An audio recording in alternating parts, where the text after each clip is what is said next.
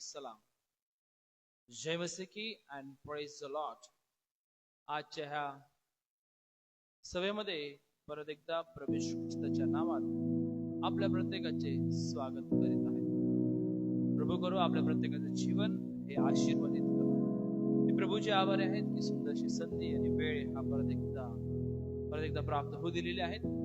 यासाठी की त्याचं वचन आनंदाने आणि खऱ्या मनाने येत प्रार्थना करत पश्चातापी हृदय तयार करत त्या प्रभू जवळ जात त्या प्रभूची आराधना करणं फार आवश्यक आहे. आजचा जो शास्त्र भाग आहे किंवा आजचं जे स्तोत्र आहे स्तोत्र 38 मध्ये एकूण 22 वचन आहेत आणि त्याचे एकूण आपल्याला भाग हे 6 पाहायला भेटतात.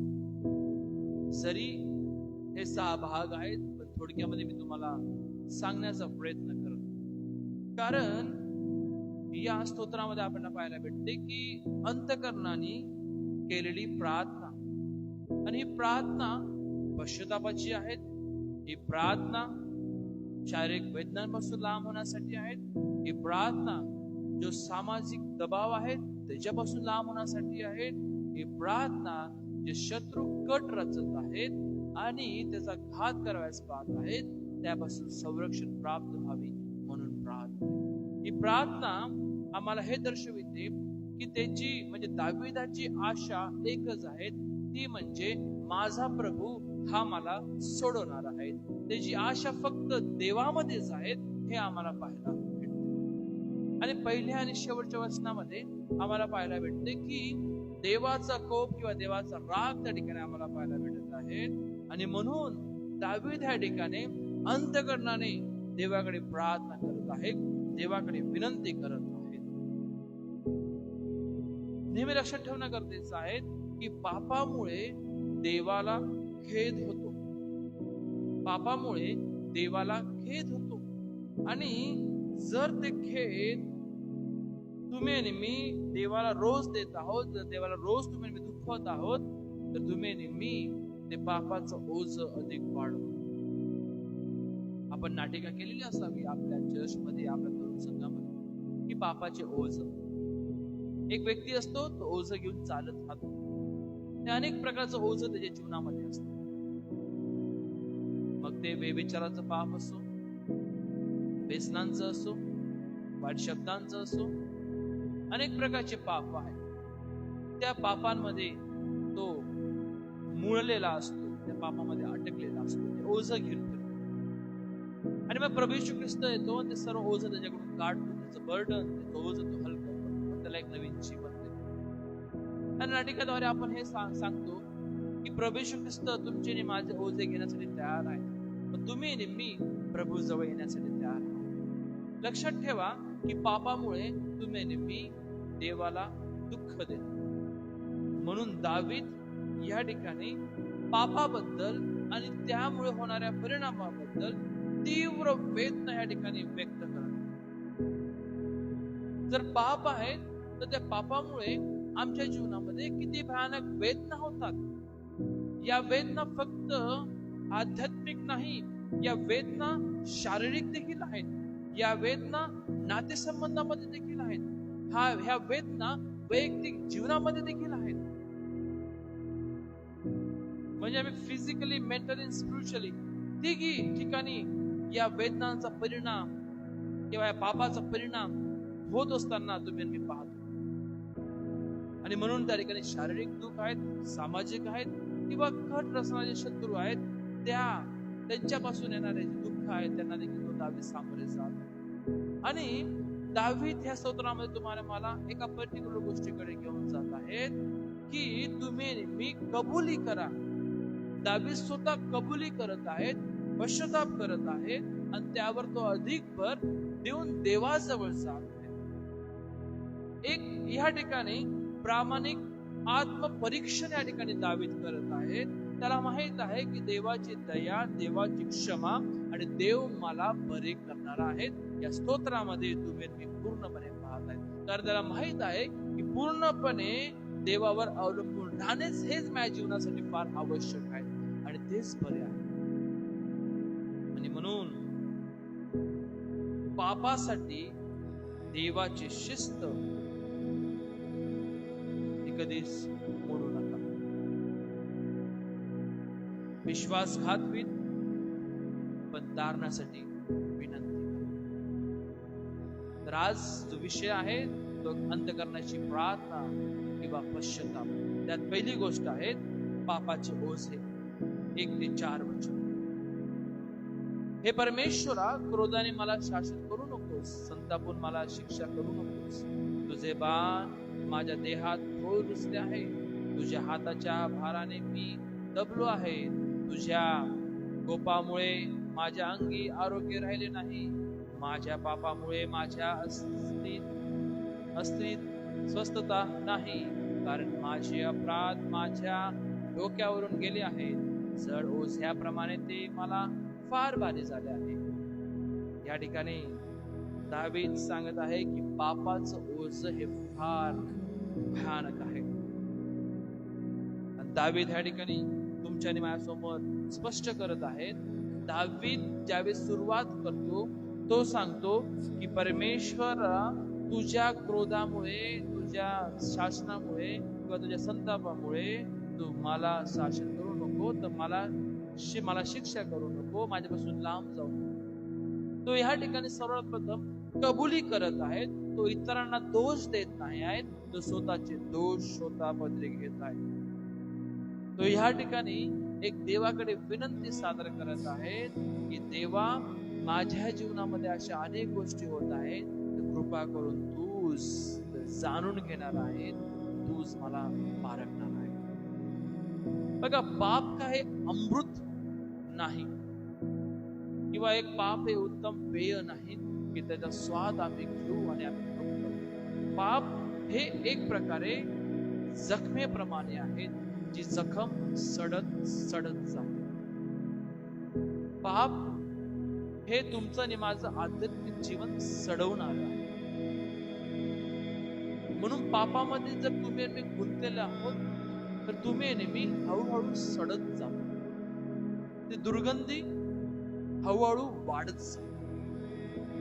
ते पॉइझन होते, तुमचं आणि माझ्या शरीराचा नाश किंवा घात होतो. म्हणून पाप हे का अमृत नाही किंवा चांगलं पेय नाही, तर पाप हे तुमच्या आणि माझ्या जीवनामध्ये एक प्रकारे जखमा देणार आहे, सडवणार आहे. म्हणून त्यामुळे तुमच्या आणि माझ्या जीवनामध्ये शांती नाही, तुमच्या आणि माझ्या जीवनामध्ये कष्ट आहेत, तुमच्या आणि माझ्या जीवनामध्ये शारीरिक त्रास आहेत, तुमच्या आणि माझ्या जीवनामध्ये वेदना आहेत. तुमच्या आणि माझ्या जीवनामध्ये असा वेळ येतो की तुम्ही नेहमी शिक्षेस पात्र ठरतो.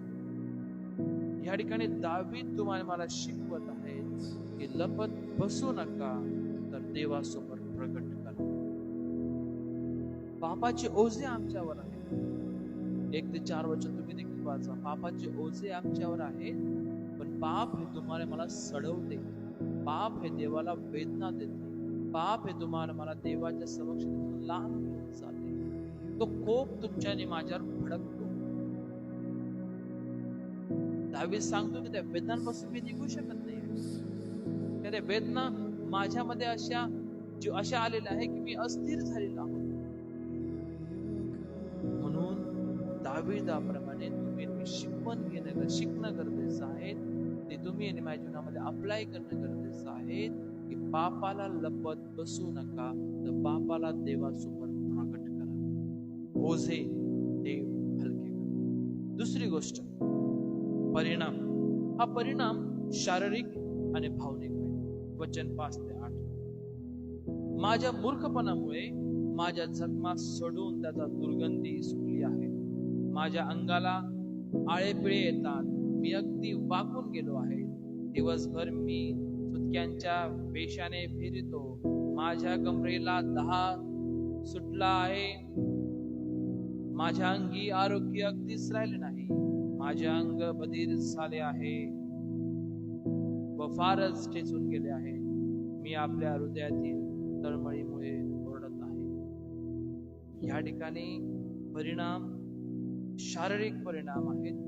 एक शारीरिक नाश आहे, निरोगीपणा किंवा हाडांमध्ये आरोग्य नसल्याचे वर्णन या ठिकाणी करत आहेत. पापी हा जो व्यक्ती आहे हा मूर्खपणामुळे त्याच्या जखमा वाढवतो. हे आम्हाला शारीरिक वेदना किंवा शारीरिक नाश तुम्हाला मला पाहायला भेटतो. भावनिक वेदना या ठिकाणी तुमचा आणि माझा आत्मा कमकुवत होत जातो. पूर्णपणे तुम्ही मी पिळून जातो. त्या एक प्रकारे वेदना ज्या असतात त्या वेदना तुमच्या आणि माझ्याकडून सहन होत नाही. हृदयाच्या वेदनांनी तुम्ही नेहमी कंतो आणि दोषी विवेकाने गोंधळून तुम्ही नेहमी एक शरीरामध्ये वेदना निर्माण करतो आणि भावनिकतेने तुम्ही नेहमी निराश होत जातो. हा परिणाम आहे आणि हा परिणाम दोघी ठिकाणी आहेत. शरीरावर देखील आहेत आणि भावनावर देखील आहेत. म्हणजे हा आत्मिक देखील आहेत आणि म्हणजे फिजिकली देखील आहेत आणि स्पिरिच्युअली देखील आहेत. So we have to change our life. जर तुम्ही नेहमी त्या पापाच्या गुलामगिरीमध्ये, if we are still living in the sin, then definitely it will affect in our life. तुमच्याने माझ्या जीवनामध्ये त्याचा नक्कीच परिणाम होईल. हा जीवनावर नव्हे तर तुमच्याने माझ्या आध्यात्मिक गोष्टीवर देखील होतो. आणि म्हणून ही वेळ आहे परीक्षणाची, ही वेळ आहे आत्मपरीक्षणाची, ही वेळ आहे जो परिणाम आहे तो तुमच्याने माझ्या समोर येत आहेत आणि त्या परिणामाला ओळखून तुम्ही देवाचा सांग. तिसरी गोष्ट, एकांतवास व विश्वासघात. वचन 9 ते 12. हे प्रभू, माझी प्रत्येक इच्छा तुला ठाऊक आहे. माझे करणे तुझ्यापासून गुप्त नाही. माझे काळीज धडपडत आहे. माझी शक्ती मला सोडून गेली आहे. माझ्या डोळ्यात तेजही राहिले नाही. माझे प्रियजन व माझे मित्र माझी व्याधी पाहून दूर राहतात. माझे जवळचे आप्तजन दूर उभे राहतात. माझा जीव घेण्यास टपणारे मला धरण्यासाठी फासे मारतात. माझे अनिष्ट चिंतणारे अपकारक गोष्टी बोलतात. ते दिवसभर कपटाच्या मसलती करत राहतात. दावीद या ठिकाणी असुरक्षता प्रकट करत आहेत की असुरक्षतेमध्ये तो होता. दावीद ह्या ठिकाणी इच्छा बाळगतो आणि तो सांगतो की देवा, मी तुझ्यासाठी कणत आहेत, कारण मी एकांतवासाचा अनुभव घेत आहे. त्याचे चैतन्य जे आहेत ते कमी होत चाललेले आहेत. हृदयाची धडधड वाढत चाललेली आहे. शक्ती कमी होत आहेत. डोळे मंद होत आहेत. शत्रू कट रचत आहेत. जवळच्या लोकांपासून लांब होत आहेत. ते त्याच्याबद्दल एक वाईट योजना करत आहेत. दावीद एक अनुभव घेतो, त्याच्या भावना प्रगट करतो. कारण ह्या ठिकाणी कोणाला लांब लचक भाषणाची गरज नाही, पण ह्या ठिकाणी दावीद त्याच्या भावना तुमच्याने माझ्यासमोर व्यक्त करत आहे. ती म्हणजे आज तुम्हाला मला लांब लांब भाषणांची किंवा लांब लांब समजदारीच्या गोष्टी बोलून दाखवण्याची गरज नाही, तर तुम्हाला मला फक्त एक समजदारीचा हात एखाद्यावर ठेवण्याची आवश्यकता आहे. आणि सांगणं गरजेचं आहे की भिवू नको, परमेश्वर तुझ्या पाठीशी आहे.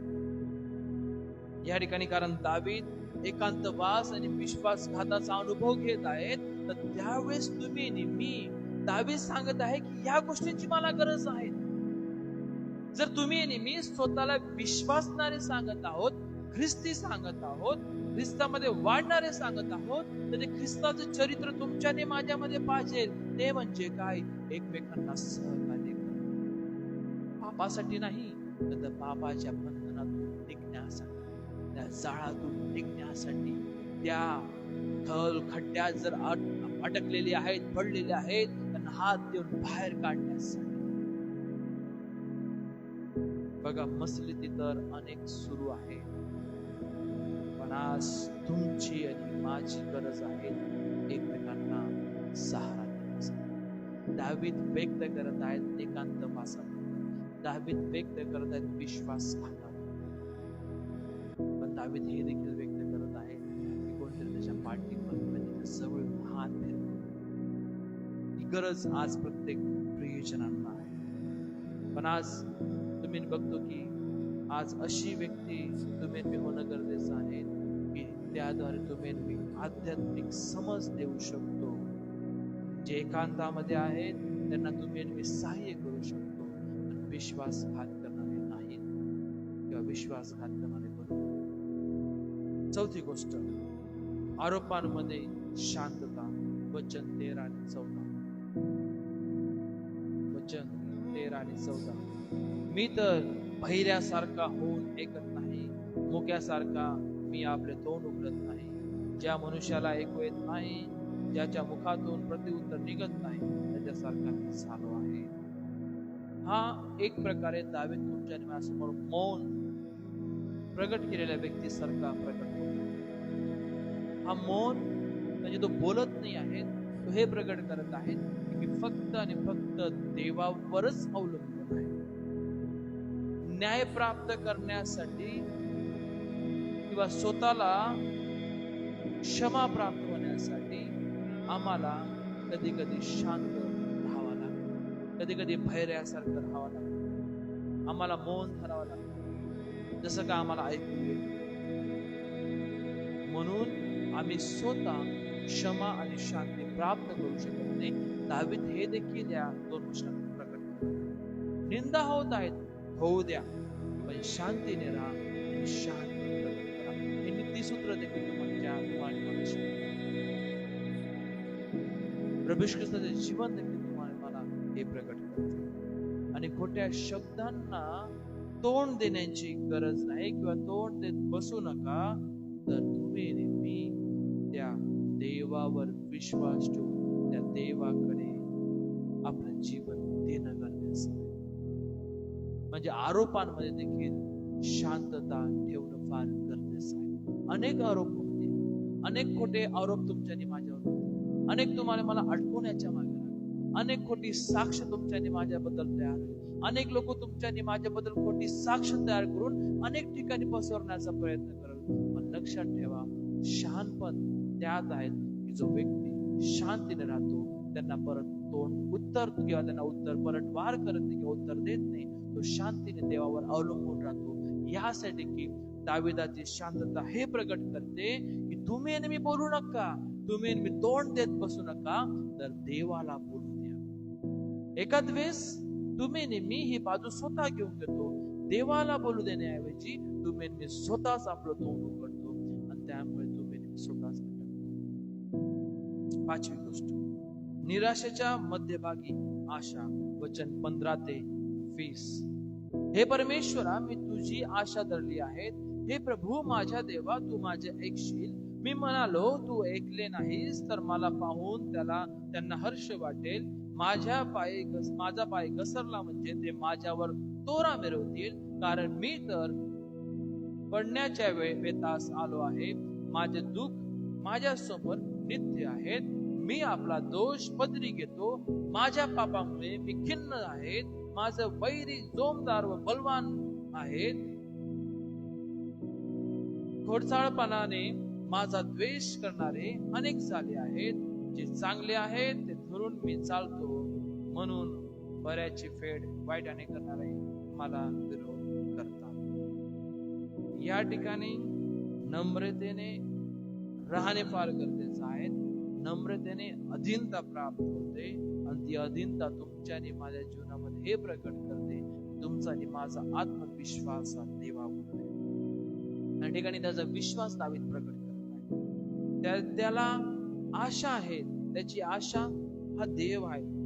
कारण त्याला माहित आहे की जो कराराचा देव आहे, जो यहोवा, तो माझ्या बरोबर आहे. ज्या देवाच्या सार्वभौमत्वाचा अनुभव घेतला जो अदोन आहे, तो माझ्या बरोबर आहे. त्याचा देव जो त्याच्या बरोबर नेहमी उभा राहिलेला आहे, ते एलोहिम, तो त्याच्या बरोबर आहे. त्याची खात्री तुमच्या आणि माझ्या समोर. निराशेमध्ये आशा तो या ठिकाणी प्रकट करतो. निराशेच्या मध्यभागी आशा त्याला प्राप्त झाली. ती म्हणजे कोण देतो? देव देतो. देवासमोर आपले पाप उघडरीतीने जाहीर करा, पश्चाताप करा. पश्चाताप हा हृदयातून असू द्या. ज्याद्वारे तुमच्याने माझ्यावर दया होईल हे दावीद प्रकट. निराशेच्या मध्यभागी आशा देणारा देव आहे, यहोवा आहेत, अदोना आहेत, एलोहिम आहेत. ह्या ठिकाणी दावीद तो अनुभव घेत आहेत, त्याचा आत्मविश्वास तुमच्याने माझ्यासमोर प्रकट. मग काय आज तुम्ही तीच आशा या निराशेच्या मध्यभागी प्राप्त करत आहोत का? जर नाही, देवाजवळ या, पश्चाताप करा. 6वी आणि शेवटची गोष्ट, दयेची शेवटची विनंती, वचन 20 आणि 22. हे परमेश्वरा, मला सोडू नकोस. माझ्या देवा, माझ्यापासून दूर राहू नकोस. हे प्रभू, माझ्या उद्धारा, मला सहाय्य करण्यास त्वरा कर. शेवटची विनंती ती म्हणजे दयेची. जो कराळाचा देव आहे तो मला सहाय्य कर असा विश्वास दावीद प्रकट. म्हणून तो सांगतो, सोडून देऊ नकोस, दूर जाऊ नकोस, मला मदत कर. माझे तारण हारणारा माझ्या देवा, तू माझी मदत कर. पाप आणि शत्रूंपासून तू मला मुक्त कर. तो त्या ठिकाणी सांगत आहे की देव नाते तोडणारा नाही, तर देव नाते जोडणारा आहे. देवामध्ये नाते संबंध मजबूत करा, कारण देव तुमच्या आणि माझ्या जीवनामध्ये दया आणि शांती प्रकट करणार. सर्वसमर्थ जो प्रभू आहे, त्या प्रभूमध्ये तुम्हाला मला उद्धार प्राप्त होतो. बघा, जर तुम्ही मी स्तोत्र 38 पूर्णपणे नीट वाचले, तुम्हाला मला हे दर्शविते की प्रभू येशू ख्रिस्ताला देखील ह्या ठिकाणी तुम्ही मी त्या प्रभू येशूला देखील तुलना तुम्ही या ठिकाणी करू शकता. ती तुलना कशी? की येशूने स्वतः आपला भार उचलला. यशया 53:4 मध्ये आहे, तो एकटा पडला. मत्ते 27:46. येशू आपला अंतिम बचाव करणारा किंवा उद्धार करणारा आहे, हे तुम्हाला मला माहिती. दावीद हेच प्रकट करत आहे की माझा अंतिम सहाय्य करणारा, मला उद्धार देणारा फक्त हा देवच आहे. कबुली द्या, नाहीतर पाप हे तुमचं आणि माझं जीवन अधिक जड करेल. कारण पापाचे ओझ हे तुम्हाला नरकाच्या मार्गाने. पश्चाताप करा, धारणाचा अनुभव घ्या, उद्धार प्राप्त करा आणि देवामध्ये सार्वकालिक जीवन प्राप्त. May God bless you.